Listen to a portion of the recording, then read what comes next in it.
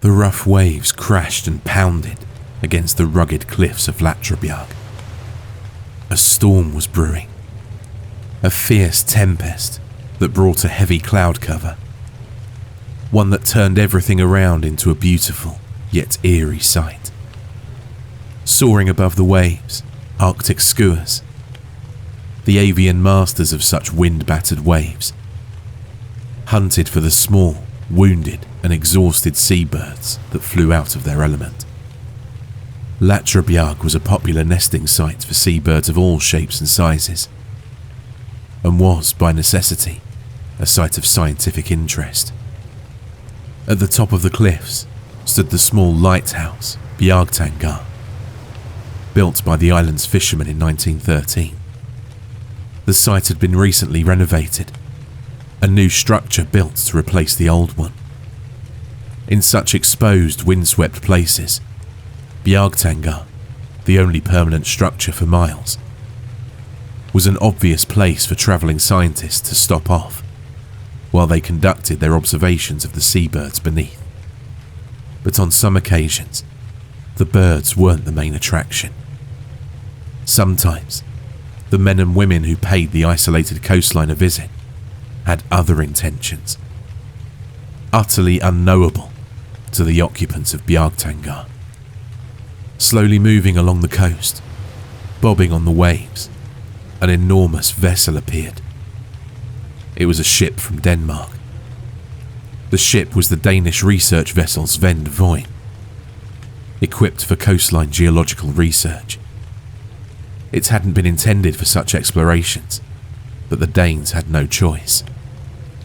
The winds had brought the Svend Voyn to the Latrabjarg cliffs, and in those stormy waters, it was impossible to move the vessel any other way. They tried to abort, to turn back. This was no weather for such an expedition. At the bow stood a young woman in a thick jacket. The woman was a Norwegian, Eva Svasvarsdottir, new to Iceland's National Land Survey and mapping. She was working with her assistant and colleague, Kjartan Einarsson, from the University of Iceland's Geosciences faculty. It was a beautiful day, almost a record-breaking warmth for that time of year. They were at work, mapping the coastline, the shoreline, the cliffs. "Kjartan, let's have a go," Eva shouted over the waves.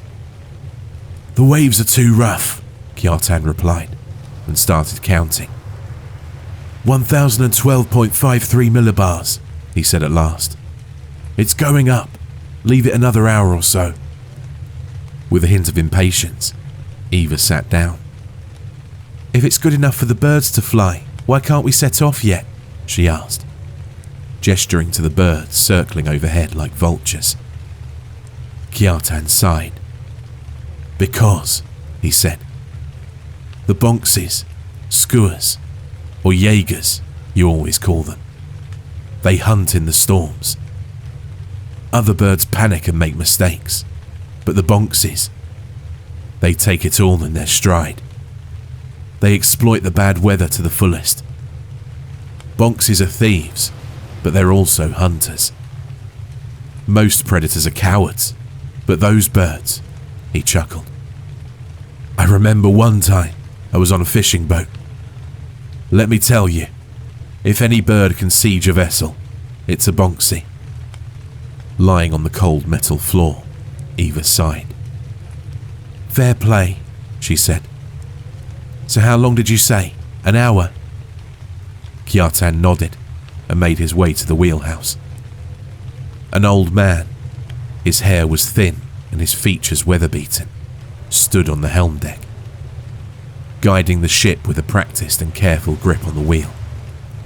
Around him, the skeleton crew of the Svend Voyn worked, trying to steer the vessel away from the cliff walls and break into calmer waters.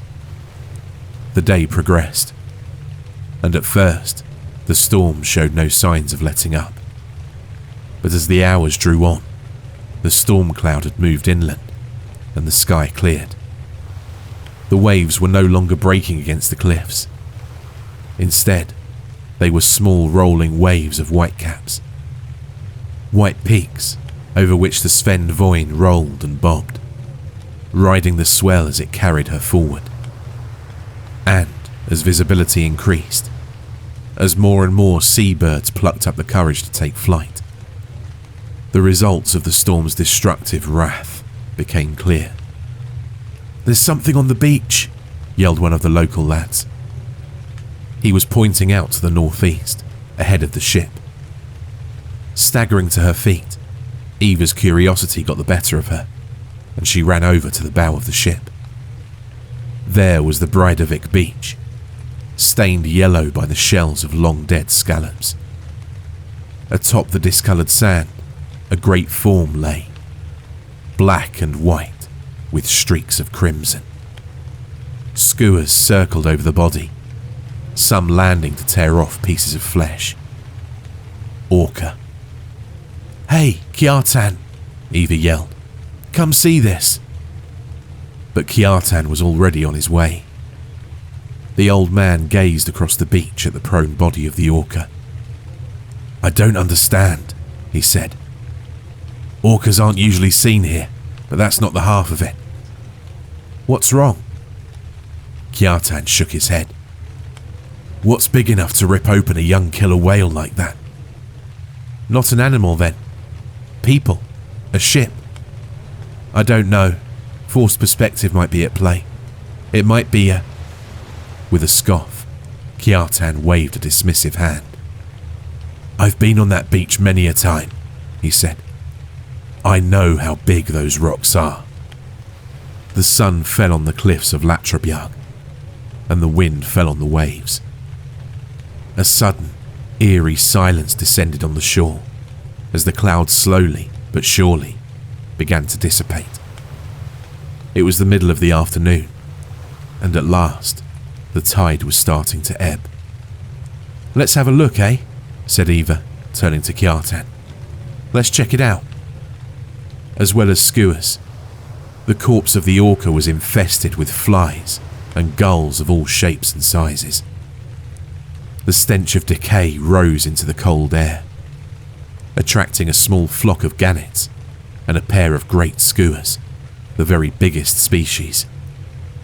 So overpowering was the smell that Eva and the young lad with her, Balder, fell back, away from the corpse. Kjartan, on the other hand, approached the body, studying it with a mixture of disgust and fascination. "What the hell?" he muttered. "The bite marks. They're deep. Too deep."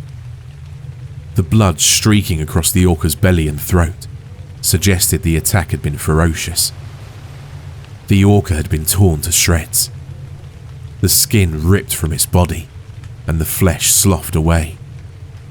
But the great bloody wounds of the orca had been deliberately and grotesquely accentuated by 2 or 3 deep cuts. The work of a formidable set of teeth indeed. One flipper was badly torn up, and the other flipper was almost completely detached. A chunk of bloody bone protruded through the skin on the side of the orca's neck. An open wound from which even Kjartan and Eva were repelled.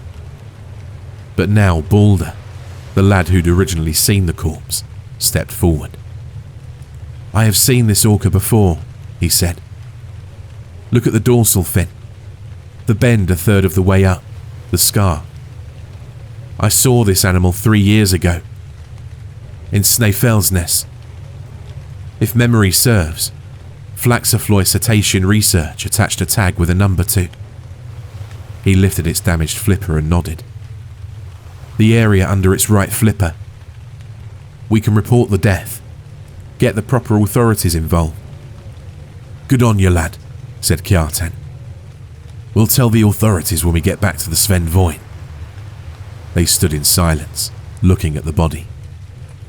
"Poor sod," said Eva. "Yes," Kjartan said. "Poor sod. Only a youngster." He sighed. "Right, let's get going. We have mapping to do." Giving a final glance towards the carcass, Eva sighed and started to walk back towards the small lifeboats on the crashing waves, those that would take them back to the ship. June 6, 1973. Once on the ship, Eva had immediately set about contacting the authorities. Not only was the corpse of the orca a matter of public interest, so was the question of what could have done such damage. When the Icelandic police came to investigate, they found that a large whale carcass had washed up just beyond the cliffs of Latrabjarg. It was a sperm whale, the biggest predatory animal in the ocean, and it had been torn to pieces. Its abdominal cavity had been torn open, internal organs were strewn across the sands, and there was every indication that its demise had been slow, brutal, and above all else, excruciatingly painful. For the police and zoologists that attended the scene, there was little doubt that something out of the ordinary had happened to the sperm whale. And so, their investigation began. That was 2 days ago. Eva sat atop the Sven Voin, wrapped in a thin coat. Behind her, the darkening cliffs of Latrabjarg soared up against the deep blue waters of the Atlantic. A wall of black, jagged rock against the shimmering light of the northern sun. Ahead of her stretched an endless wall of blue, an expanse that ended only when the horizon was swallowed by the gathering clouds. A gentle, rolling swell spread out from the ship, and a stiff wind blew across the deck, ruffling Eva's short blonde hair and making her blue coat billow out. It was oddly tranquil, yet somehow she felt a constant sense of apprehension, of nervousness, of anticipation. It was an implacable feeling, one that, Eva imagined, was born of the anxiety of what had occurred. First an orca, and then a sperm whale. To do that required power and ferocity beyond any animal she knew of. Staring vacantly into the abyss, she wondered if the mighty beast that killed it was somewhere down there, beneath the research vessel, stalking the Sven Voin like an almighty leviathan. And then she saw the shape in the water. It was but a fleeting glimpse, but the sheer enormity of the creature was obvious, even from such a short distance. Easily the size of a bus, with a skull bigger than her head. Its dark blue and white back blended in with the blue of the ocean, and as its head broke the surface, Eva saw 2 nostrils, like a baleen whale. But this was no baleen whale. With an eerie wail, like a cetacean, but somehow more guttural, the creature called out to the waters. Eva stood in rapt silence, spellbound. Her heart was pounding, and at that moment, she realized why. From up there, she looked straight into its eyes. That was when the creature swam past the Sven Voin and towards the shore, the water parting around its thick, powerful form as it left. It continued to call out, a haunting, almost melodic sound, and then it was back in the gloom, a dark grey shadow, heading back to the depths of the sea. When Kjartan ran up to the railings and stared into the darkness, a look of abject awe spread across his features. He arrived but a moment before this colossus of the deep retreated back to its home. "What?" he stammered. "What was that?" For Eva, she could only shake her head. "I don't know, Kjartan." But in truth, she was sure of what she'd seen.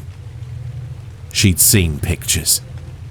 Artists' impressions of long-dead beasts that once patrolled the murky depths of the world's seas. And Eva was sure that this was one of those creatures. She was certain. She just didn't want to sound crazy. "How did you know?" she muttered breathlessly. Kjartan tried to calm himself. I had a reading on the sonar, he said. It gave a rough size of between 8 and 10 meters. The creature's call echoed through the water and shook the boat, sending an ethereal, ghostly wail across the darkening seascape. And then it was gone, vanished into the nothingness beneath. There was silence. The only sound was the rasp of the wind and the gentle lapping of the waves. Then came an almighty crash. Eva stumbled and almost fell over, while Kjartan tightly grasped the railings. The Sven Voin shook from the impact, a dull metallic thud echoing. There was another bang, even worse now, and the thud echoed from every corner of the ship. From below, the vessel lurched drunkenly, and then, with a sharp cry, Kjartan cried out. As did Eva, her knees giving way. The whole ship seemed to tremble, the hull shuddering, the masts shuddering, the water rushing into the gut of the boat. The sound was a combination of pain and fear, and above all else, a sound of utter loss. Then it was quiet, still and black and dark. "Gods!" Eva whispered. They stood in silence. Eva felt her own heart pounding. Her body shook as fear and adrenaline coursed through her veins. It was difficult to breathe. All around, the world had fallen away, and all she could hear was her own heart. The ocean sounded so loud, so deep, and so powerful. She couldn't hear anything beyond its crashing and crashing. Nothing. "What the hell was that?" she gasped. She looked over at Kjartan.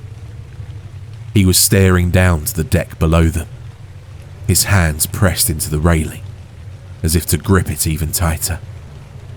A look of abject terror was etched across his face. His jaw quivering, he looked up at her. "Plesiosaur," he blurted out. "It was a goddamn plesiosaur." Eva didn't think she'd ever seen a human look so petrified. Her own legs were shaking, and the only thing she could think of was trying to get off the ship as fast as she could. Her body swayed with the rolling of the waves. "We need to get back to land," she said. "Fast." "There's no way, Eva," Kjartan said between rasping breaths. "Not without risking another attack. We need to turn off the power." Eva's eyes widened. "What?" she blurted out. If we turn the lights off," Kjartan said, "it might think we're not a threat." She stared at him for a good while, trying to understand what he was saying. There was a certain logic to it, she couldn't deny that, but her mind refused to comprehend it. There was a moment of terrible uncertainty, and then something like clarity descended. "How do we do that?" she asked. "With the emergency switch," Kjartan replied. "On the right of the wheel, just next to the helm." "Show me," Eva said. With Kjartan running a hand across the wheel, he found the switch. He reached in and flicked it. Then he pointed at the lights themselves. "Turn them off," he said. "All of them." She reached in and flicked the switch, and then all of the lights blinked out. The cabin was plunged into total darkness. With the ship now completely dark, Eva's eyes struggled to adjust. It was like coming home after being away for a very long time. Every corner was familiar. Every corner was a friend. Every corner was an enemy. There was only the sea and the boat and the sky above. What now? Kjartan sighed as he stepped onto the deck. "We wait," he said, "and we pray." The night was an endless expanse of darkness. No moonlight could filter through the clouds, and beyond, the sea was a silent, brooding thing that seemed a part of the black and brooding world itself. And all the while, the ship creaked in the roll of the waves, and it pitched up and down, up and down. And Eva could feel the cold, the wet, the salty spray that ran from her face. In the darkness of the water, she saw movement. She screamed at Kjartan to back away from the railings, to get to safety, to do anything. But it was worthless. It was too late. With another almighty crash, Kjartan fell forwards. Slamming into the railing, the wind was knocked from his lungs, and as the Sven Voin pitched, he fell forward, careening into the water. The vessel tipped. Eva screamed, and then Kjartan's body disappeared below the waterline. Then, he re-emerged within seconds, hauled skyward by the enormous maw of the plesiosaur. It rose up out of the water, a black shape of enormous proportions. And in that moment, it struck the hull of the Sven Voin with such ferocity that the whole ship shook, its masts vibrating as if struck by some invisible force. As its jaws were forced shut, blood sprayed out like a stream of crimson water, and what pulped, mangled flesh remained of Kjartan fell into the inky depths like beef mince or chum. Eva's mind was totally blank with terror. She was going to die. They all were. Eva was suddenly blinded by an intense light from overhead. The plesiosaur let out a low and irritated rumble, pushing itself from the wreckage. Apparently, it had just breached, and with an enormous splash, it was gone, vanished into the darkness. But the light remained, illuminating every crevice and corner, flooding the sea and the sky. As it slowly dimmed just a little, the source of the light became visible. It was a helicopter, an Icelandic Coast Guard helicopter. The enormous craft, a vivid red-orange, slowly descended onto the deck, a spray of dust and debris cascading into the air. Men in the rescue vehicle leapt from the chopper's cabin, sprinting up the deck towards her, asking if she was okay, if there was anyone else on board. And then she could see the chopper's name etched into the tail, emblazoned in black lettering. TFGNA. Everything was a blur after that. June 7th, 1973. Eva had been taken to a hospital and given medical assistance. All the while, her entire body was racked with pain. The shock was bad. The injuries were severe, as was the irreparable trauma. She lay in a hospital bed in Reykjavik, recovering from the injuries she'd sustained. The trauma from witnessing the death of such a close friend left her shaken and physically and emotionally drained. Every negative emotion, all at once, coursed through her brain. A part of her, the strong part that had won her so many fights in the playground and the schoolyard, a part that no one could see, the part that had made her the toughest kid in the gang, that part had died. There were voices outside her room. Someone rapped on the door. She heard a female voice ask if she was awake, and if they could come in.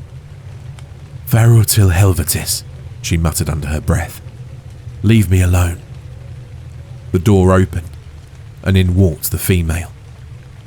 She was about 5'6", clad in a white t-shirt, a short overcoat and grey jeans. Her brown hair was tied back in a ponytail, dark eyes piercing. She looked young, no more than 25. Eva immediately despised everything about her and wanted her to go away. "Hello," she said with an American accent, in what Eva knew was a deceptively sweet voice. "You're Eva, correct?" Eva looked up at her blankly. A slight frown flitted across her lips. "Who are you?" The woman hesitated. Then she sat down in a chair intended for friends and family. "My name is Rose," she said. "Rose Keeler. Well, that's a long story, and I'm afraid there's no time for that." Eva turned her head away from her and closed her eyes. Rose remained silent for a long while. The only noise was the light beeping of the machine connected to her bed. Eva glanced at the woman. Her eyes were kind, even sympathetic. It hurt. She didn't want that sympathy. "Why are you here?" Then Rose spoke, her voice firm and reassuring, though low. "Those who rescued you say the Sven Void was destroyed by a large animal," she said. "They say it was dark, had 4 flippers, and has an enormous skull, correct?" Eva nodded. "Tip of the goddamn iceberg," she said. "I saw photographs. What you saw was Kronosaurus Queenslandicus, one of the biggest plesiosaurs. Named after Cronus, not to be confused with Kronos, the Greek god of time, who was also called that by some. Now," she said, "I'd like to show you a picture to verify what you saw. Would that be all right?" Eva turned her head slowly back to Rose, a weak frown on her lips. "Sure," she said. Rose reached into the pocket of her jacket and pulled out a plastic folder. Then she opened it up, pulling out a small photograph and handing it to Eva. The animal in the photo was long dead, and nowhere near as big as the one she'd seen. It was still huge, a bloated, misshapen carcass, with enormous teeth protruding from swollen gums. Rows of bite marks covered its flippers and its body. But whatever did those hadn't killed it. "The individual you're looking at was a young female, less than 20 months of age," Rose said. 20 feet long, even at that age. Ironically, it was killed by a pod of killer whales. Eva raised an eyebrow. "So?" she said. "How do you actually know all of this? Why did you sound so casual when you told me I'd almost been killed by a marine reptile from millions of years ago?" Rose sighed. "I'm afraid anything beyond a name is confidential," she said. "I'm part of the Icelandic division of Project Temporalis. The rest is classified." Glancing down at her wristwatch, she got up. "Well, I'm getting behind schedule as it is, so I suppose I should be off. Thanks for your cooperation, Mrs. Svasvardottir." Eva opened her mouth to say something, but Rose turned around, and with a brisk smile, and without waiting for a response, she was gone, muttering something indistinct. Eva glanced at the picture in her hand. She hadn't noticed the tag on the back of the photograph. It was the symbol of Project Temporalis, an 8-point star. But there was also something else. Writing. It said, "Thanks for giving our organisation a name."